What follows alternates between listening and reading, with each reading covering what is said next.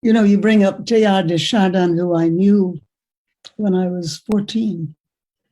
And one of the things he said to me, he had a thick French accent, he said, Jeanne, the people of your time will be taking the tiller of the world, but they cannot go directly. They must touch upon every culture, every people, and bring it together.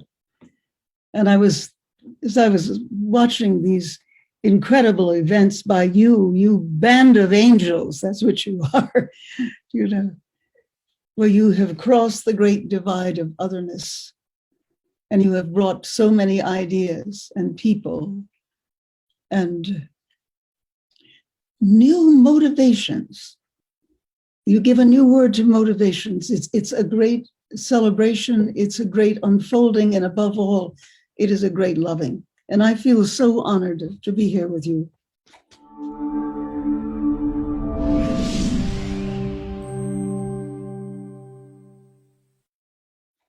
I'm reminded of the words, the wonderful words also of Gandhi.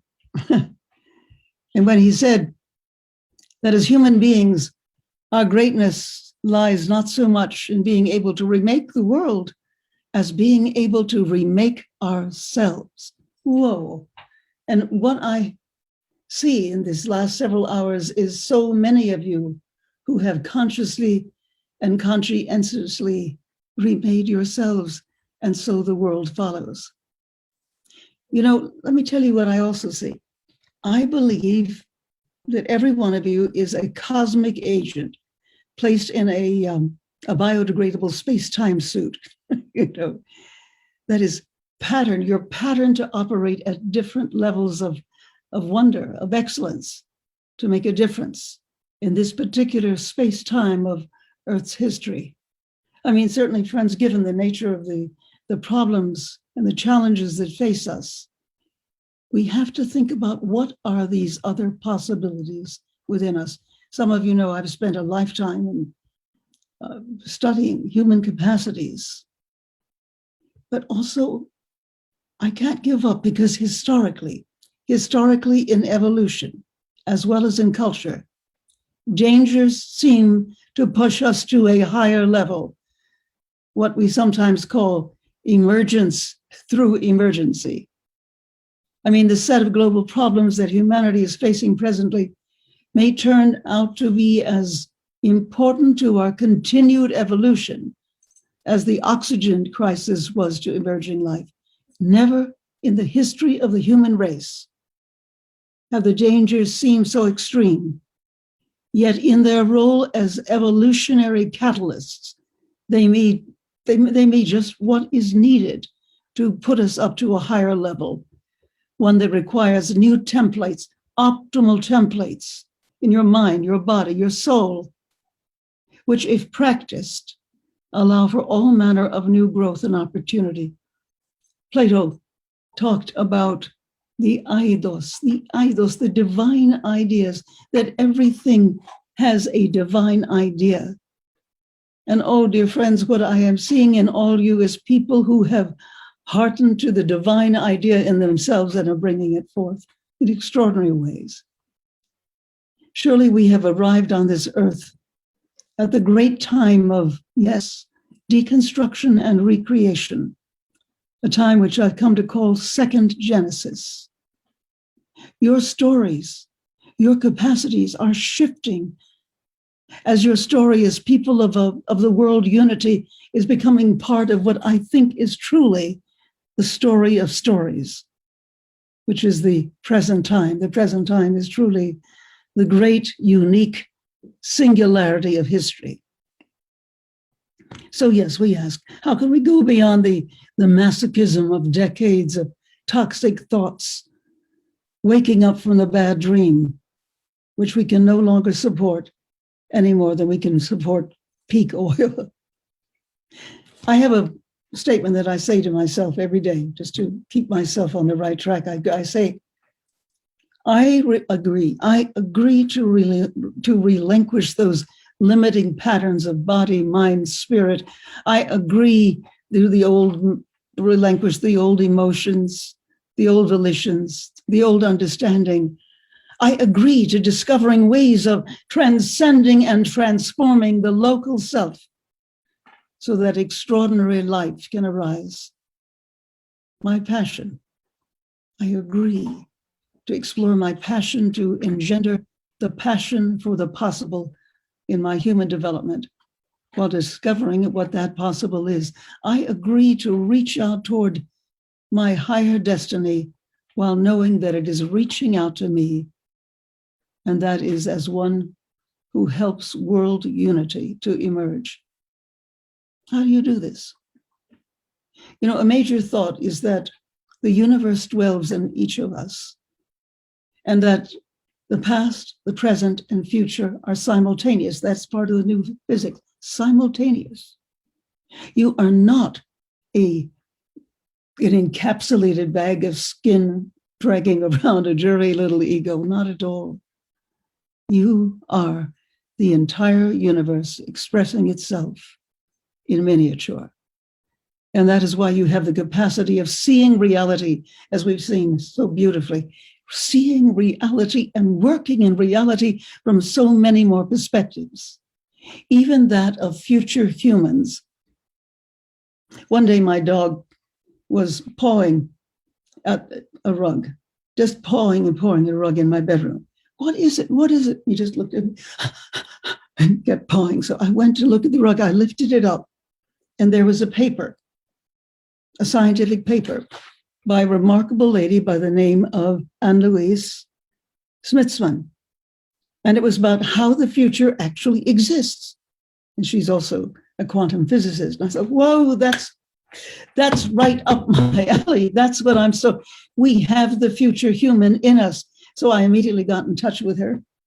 And since that time, March of 2 years, a year and a half ago, every day on Facebook, we write together, and we wrote a trilogy on the future human. It's going to come out in January. Actually, it was a huge book, about 900 pages, and it ended up not being a book, but being a doorstop. So we've turned it into a trilogy. But one of the things that we know is that the future human exists in us. And when you know this, when you really know it, not just understand it, but feel it, it gets in your bones, it flows like briny sea in your blood. It is the biggest paradigm shift of all. It changes everything inside of you. It even reignites your pilot light. Oh, friends, the point is also that you physically have to do something to move out of the old, no longer working condition. You announce to the universe in very specific and active ways that you are ready to change your belief structures, because after all, belief structures reality. So, okay, you conscious, self-aware super organisms, each one of you, as you enter the higher cosmic agenda, the divine matrix, and you tap into the matrix, you then enter mysteries that transform your body, your mind, as they reveal the relationship of yourself to the whole. They empower you, and you begin to express yourself in richly creative new ways. In other words, you begin to become a revelation to others, an intellectual and psychological beacon, an evocateur of new patterns, new relationships, new discoveries. You bring new mind and new matter to the old world that's passing away, and you serve as catalysts of change and pathfinders of deeper realities. Walt Whitman, our great American poet and philosopher, wrote, "From this hour, I ordain myself loosed of limits and imaginary lines, going where I list, my own master, total and absolute, listening to others, considering well what they say, pausing, searching, receiving, contemplating, gently, but with undivided, undeniable will, divesting myself of the holds that would hold me. I am larger, better than I thought. I did not know I had so much goodness." And then he says, "On this hour, I adorn myself, loose of limits and imaginary lines. Oh, friends, are we willing to ordain ourselves this day, loose of limits and imaginary lines?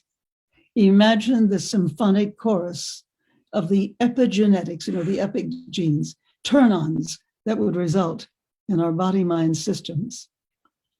Everything we know is connection. Everything is connectivity, bridging, fractal resonance. Everything is patterned after the universe to which we are connected. It is a great game. It is a great inspiration to higher creativity. And yes, as you become part of this cosmic consciousness, a deeper mind actually moves into your own. You gain a much larger sense of your unique role and destiny in this time. Of course you are an evolutionary agent. Of course you're an infinite consciousness localized in a human body, brain, mind system. And you must never, ever underestimate your power. And that explains why creative people seem to feel themselves aligned, allied, hooked up to a higher order of guidance. We're living in a time that is the very fulcrum of creativity, because the only expected these days is the unexpected. The only explicable is the inexplicable. Everything that was isn't anymore. Everything that isn't is coming to be, because ours is the era of phenomenal change, the most radical deconstruction and reconstruction the world has ever known. More and more history happening faster and faster. Life paths that contain us and have sustained us across millennia are vanishing. We are guests at a wake for a way of being that has been ours for hundreds, even thousands of years, but we are also guests at a birthing, a massive birthing that has never been seen before.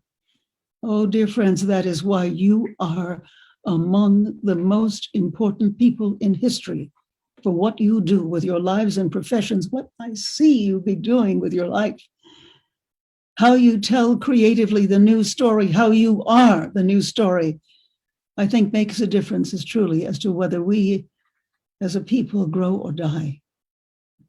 We are at the crossroads between worlds, between species, between ourselves and forever. You know yourself to be its pilgrims and its parents, and no old formulas or stopgap solutions will suit. For a new world to be born, we must bring a creative new mind to bear.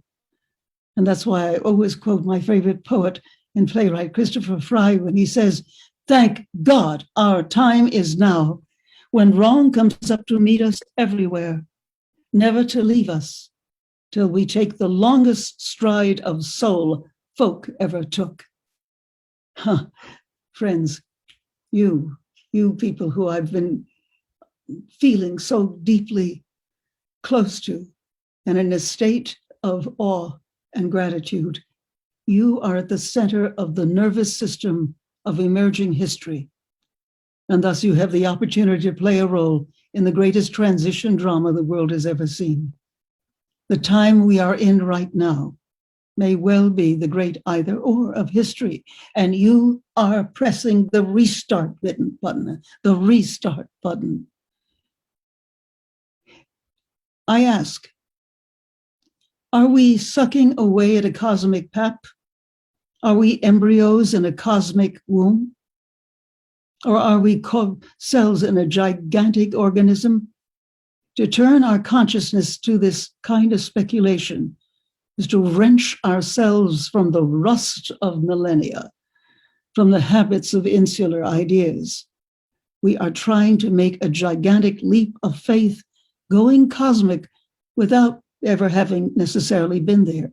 Yes, because do not doubt, we are being prepared, and you, friends, you are a major part of it. You are being prepared. We are being prepared for the biggest shift in history. It has very practical consequences. Creative expression, excitement, manifestation, co-creation, creating the world that works. But this next stage is also one in which each one of you serves as bridge and builder of cosmic or evolutionary principles into life on this planet, and you do so with courage and commitment and with no turning back, some of you become a luminous grounding force of manifestation of God's stuff into time. You become miracle literate. And what I'm calling miracles or extraordinary events become, as many of you know, the ordinary things of everyday life, whether it takes forms of healing, of remarkable synchronicities, as people, resources, events, and timing come into your life in a novelistic way, as we have heard today. Patterns fall into place with ease and beauty, with certainty, and you discover that your life is advancing the world in little and big and enormous ways. You become ones who live in such a state of illumination, where all things in your purview are pulled into resonance and meaning, and the furthest star is in some ways right next door. You know, humans in heart and soul are mythic beings. You are mythic links. You are living mythic lives. I mean, compared to your ancestors of the 14th century, you better believe it, they would know you as the great heroes or heroines of all reality. One of the things about myths sustain and shape our emotional attitudes. They provide us with purpose. They energize our everyday lives, and they provide us with life purpose. And when we link our lives with the experiences of mythic characters, we inherit a cache, a large number of experiences that illumine and strengthen our own. That's why all over the world, and I've worked in 109 countries, I look for what is the activating myth, and then we play it out. And we play it out so that we become part of its undisguised relevance for our lives and our transformation. We also work with archetypes. What are archetypes? Because we have become directors of a world that up to now has mostly directed us. And this exponential growth in responsibility requires a corresponding enhancement in consciousness and psyche as formidable as it is necessary. For as things are now, the extremely limited consciousness has the powers once mythically accorded to the gods. And as we attempt to play catch-up, we find ourselves seeking the enrichment of archetypal friendships, an archetypal base that can provide us with missing components of intelligence, wisdom, compassion. What is trying to manifest is a new species that is within ourselves, perhaps from the future, attempting to unfold in your life in new and critical ways. You are central to this new myth, this new story, as you are becoming that of extraordinary resonance and relevance. You are becoming archetypal in yourself through your endeavors. Or if you prefer, you are yourself growing the archetypes, growing the gods. These next final years are not final. They are the most crucial time in human history. That's why I say, be not afraid. You were made for these times. There is a coding within each of us that is ready to give us patterns for life in this time. Just like as a little tiny little embryo, fertilized embryo, it's like a little dot, but it had the codes to unfold into you and your life. So it appears that there is a code within us ready to give us patterns for life in this world that transforms, that works. The very universe may be constantly emerging from a haze of possibility, and we inhabit a cosmos made real in part by our own observations. We are the shapers and the creators living in this participatory universe, this Godded universe. As Meister Eckhart said, the eye by which I see God is the same eye by which God sees me. So we are part of a universe that is a work in progress. We are tiny patches of a universe containing the totality, looking at itself and building itself. My Sicilian grandmother from Syracuse used to look around at the world and say, "Hey, Gina, abbondanza, abbondanza," just the sheer abundance of the abundance of things. And then my mother, Maria Annunziata Serafina Graziella Fiorina Perpetua Tedaro, who married my father and became Mary Houston. She kept talking about, "Oh, Jean, look for the conscienza generosa, the generous consciousness." The generous is so important. How we hold in thought and intention the amplitude of consciousness and feeling about a thing we know will often determine its expressive form, the manifestation of your intentions in the world of space and time. Those of you who hold the inner landscape of the splendid and joyous life, you discover that then a more splendid and joyous life will probably manifest as an outcome. We are always in the position of creating actuality of what is always potentiality. We are participating all the time in creation. Today, as we move into a planetary culture, we see a convergence of the sharing of the whole palette of human culture, beliefs, ways of being. We find all over the world the attempt to try and coalesce into a new and higher unity for which we are seemingly unprepared, but which you, my friends, are doing the extraordinary work of re-preparation. Grounded in relationship with spiritual reality, we become God's seeds. Our capacity for growth and deepening truly, virtually infinite. And since growth goes on in the infinite world, and the archetypes within you are continuing to grow as well, you also have to work to develop your potential in this incredible depth world, what Jesus referred to as laying up treasures in heaven. And the discovery of these treasures is made possible through the regular communion with the deep spiritual partners who know their purpose, what is Rumi referred to as the treasuries of unseen generosities. The treasuries of unseen generosities.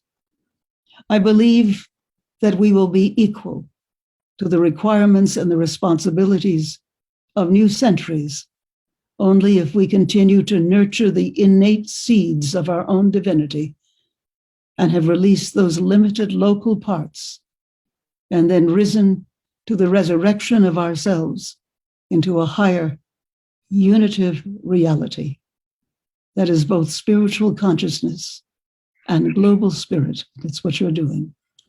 I close with the full poem by Christopher Fry,